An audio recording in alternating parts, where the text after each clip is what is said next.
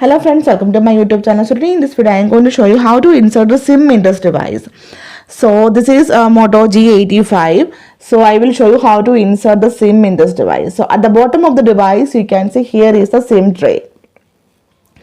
And we need to eject the SIM tray with the help of SIM ejecting tool. You will get the SIM ejecting tool from the box itself. First put the you can see one hole here. So first put the SIM ejecting tool inside this hole and just press it. That's it. Now you can see the SIM tray is ejected. Now pull the SIM tray like this.